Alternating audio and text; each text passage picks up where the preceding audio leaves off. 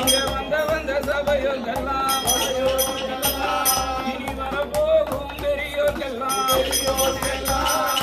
வணக்கம் செய்து 6 பேரும் இங்கு குடியிருக்கும் பெரியோர்கெல்லாம் அடி கூட போகும் சிறுவர்கெல்லாம் இந்த குழந்தை நான் நமஸ்கரிக்கும் சபையோர்களே பெரியோர்களே சபையோர்களே பெரியோர்களே முருகன் பாடப்போறோம்.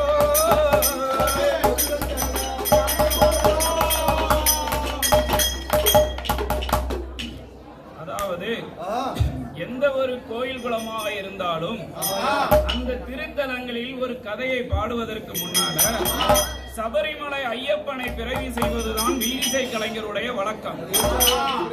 அது எதற்காக என்றால் எல்லா வருடங்களும் தை மாதத்தில் முதலாக மகர ஜோதி பார்த்ததற்கு பின்பாகவே எல்லா கோயில் குளங்களிலும் திருவிழாக்கள் நடக்கும்.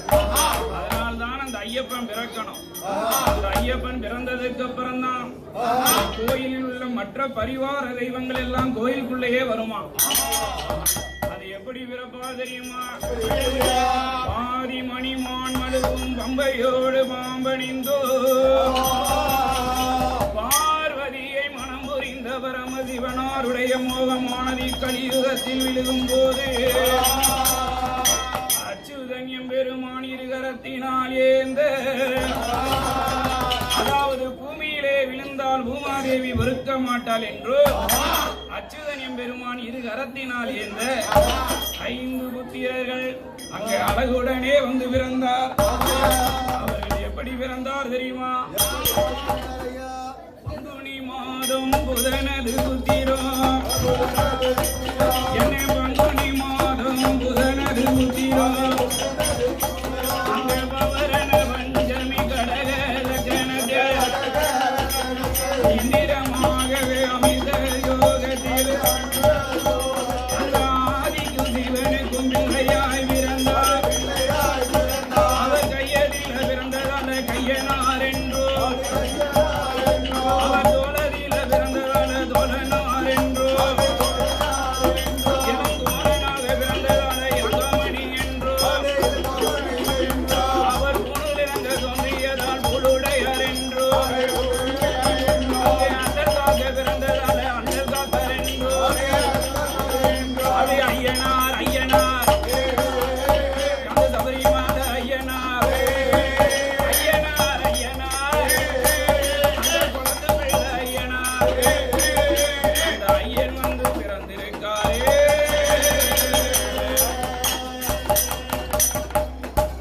இப்பொழுதுதான் முருகன் கதை பாடப் போகிறோம். முதலில் யார் பிறக்கணும்? ஐயனார் பிறக்கணும். அந்த சாஸ்தா பிறந்தார் தான் இந்த கோயிலில் உள்ள 24 பந்திகளும் 64 கூட்டுறவும் வந்து பிறக்குமா. ஐயனார் வந்து பிறந்திருக்கார். அதற்கு பின்னாடிதான் முருகன் கதை. இந்த முருகன் ஆண்டவனை பத்தி எப்படி பாட போகிறோம் தெரியுமா?